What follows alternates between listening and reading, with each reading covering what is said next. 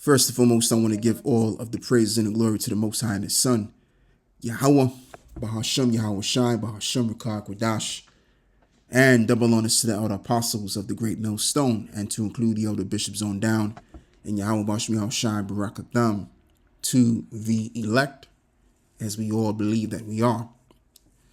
And it's your brother Laban once again with another video in regards to what's happening with Iran and over there overall with the East and as well as America. And without further ado, we're going to play this video. Our top focus on Beyond at this hour, President Masoud Pezeshkia says that Iran is at war with the United States, Israel and Europe, claiming that these countries do not want Tehran to stand on its feet. Pezeshkia also issued a warning, and he said that Iran is now stronger than the recent 12-day war, and any new enemy provocation will face a stronger response. He claimed that Iran's enemies are hoping that something happens internally so they can begin their intervention. In an interview published on the official site of Supreme Leader Ayatollah Ali Khamenei, the Iranian president said, "In my opinion, we are at total war with the United States, Israel and Europe. They want to bring our country to its knees." He added that they are putting us in difficulty and constraint, creating problems in terms of livelihood, culturally, politically and security-wise. And speaking of that, it's over here. There's a report on the BBC, as this reads, protests spread across Iran for third day after currency hits record low. Protests and strikes in Iran over inflation and currency devaluation has spread from the capital, Tehran, to several other cities on the third day of unrest. So I don't know to be precise, but I'm going to guess that them Jays got something to do with that along the lines, because they're at war with them, you know.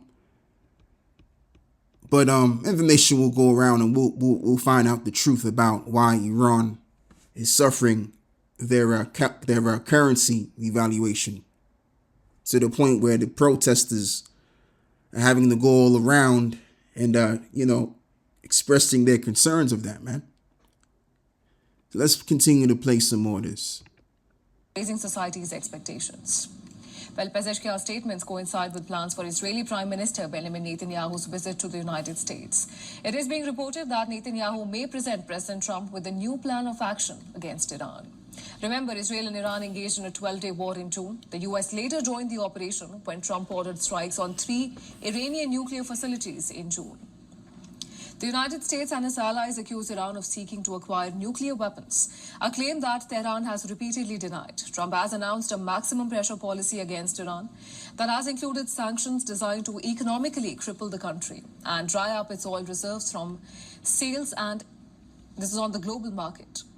Now, France, Britain and Germany led a campaign that resulted in the reimposition of UN sanctions on Iran in September over its nuclear You know who program. that is, man. That token-ass Negro. Anyway, let's go and read this, man. Matthew 24, verse 6. And ye shall hear of wars and rumors of wars, seeing that ye be not troubled, for all these things must come to pass. But the end is not yet, absolutely, because prophecies first have to come to pass before the major prophecies come to pass. The end time prophecies, such as Jacob's trouble, which will open the door for the implantable device being the mark of the beast. And then the mark of the beast opening up the door for the nuclear destruction. Okay? And speaking about prophecy, this is the focus. The focus should be nothing more, nothing less. The prophecies. Now, what did the Apostle Paul say? He said something along the lines, you could be doing, any other office, but I rather that you prophesy. I'm saying it in that kind of way, in my own way, because I don't really remember vividly what he said, but he said, I rather that you prophesy, showing you the importance of being a prophet, So, I mean, this is what it's all about. I mean, if we're proclaiming to be Israelites and we're proclaiming to be servants of Yahweh Shai, then what do we got to do? We got to be about them concerning the word. Not serving the Lord with our own vain thoughts and ideas and putting these things into practice. We're here to serve the Lord and to understand his counsel, which is going out right before us right here, right now. All right. So when we see something, we got to say something and we do a lesson on it. Not trying to use this truth as well as just to mention to garner attention so that you can inflate your pockets and as well as inflate your ego at the same. Let's move forward. Matthew 24 and verse 7. For the nation shall rise against nation and kingdoms against kingdoms, and there shall be famines and pestilence and earthquakes in diverse places. And you have in some countries that are going through famines. All right. You had pestilence, which took place, which was, man-made, of course. And I'm not going to say what I'm going to say that I'm thinking in mind, that you're thinking in mind as I say what I'm saying. But we know what it is. OK, and that came about 5 years ago. I'm going to say that much.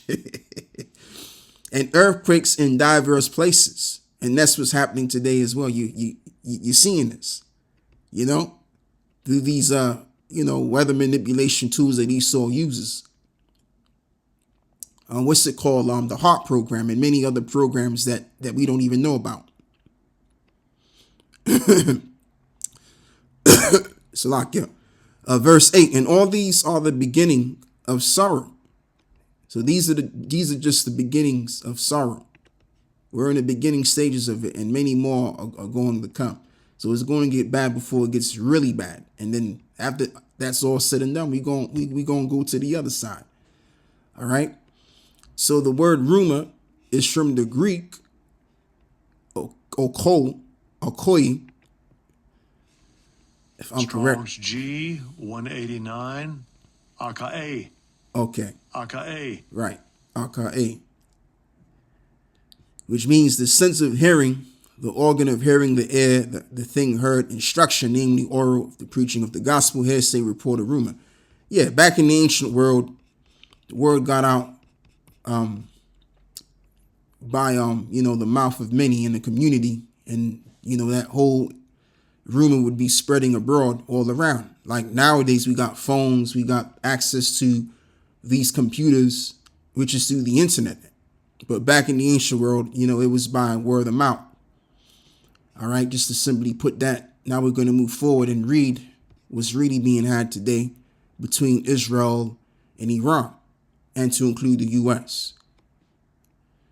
Jeremiah 49 and verse 20, and therefore hear the counsel of the Lord that he have taken against Edom, and his purposes that he have purposed against the inhabitants of Teman.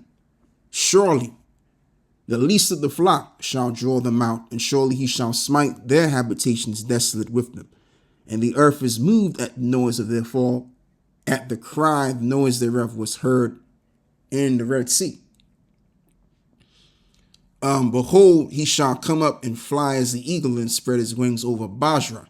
And at that day shall the heart of the mighty men of Edom be as the heart of a woman in her pangs.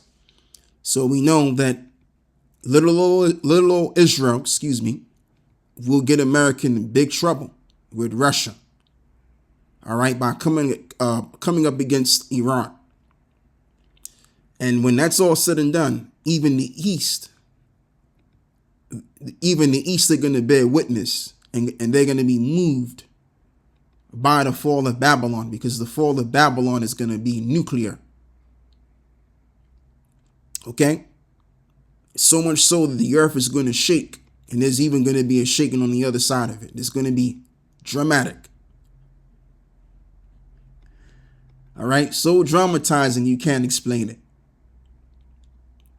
Okay? Because as well as it's written too, because their sins have reached unto heaven. So as well as it's written that the Heavenly Father is a just power, because of the multitude abounding in their sins against the nation of Israel, and just overall every single thing that Esau has done, all of those sins that they've committed has to be repaid. And the payment is going to be a destruction that no man has ever seen before. No time in history has ever seen before. All right? Because the Lord is going to cleanse the earth by using the agent of fire this time. And it ain't going to be little fire here and there. It's going to be astronomical. A kind of destruction which will be astronomical indeed. The Lord is going to come with a fiery judgment, which will be astronomical indeed. All right. And that's going to be to these nations, because all of these nations possess the nuclear capability. And they're going to use these things to blow each other from off the face of the map and destroy their own kingdoms. Revelations 19 and verse 10, and I fell at his feet to worship him. And he said unto me, see thou do it not. I am thy fellow servant, which was an angel, and of thy brethren that have the testimony of Yahushua. Worship the Most High, for the testimony of Yahushua is the spirit of prophecy. Yeah, so that's the thing that we have to focus on. That's the thing that we have to come to grips with. Let aside every weight and our vain thoughts and look at what's really important here. You know, and follow the doctrine as it is written. And teach the doctrine as it is written, 100% of it. All right? Because see, when the Lord comes back, there ain't going to be no turning back the hands of time, like R. Kelly said in the song that he did years ago. It's going to be judgment being executed on a great deal.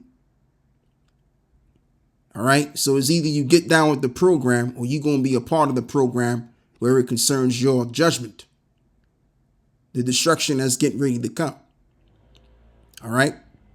So that's all I got to say with this. I want to give all of the praise and the glory to the Most High, the Son, Yahweh, Bahashem, Yahweh Shai, Bahashem, Rakah, Gwadashim. With that, I'm going to close on this. And I am out. Shalom.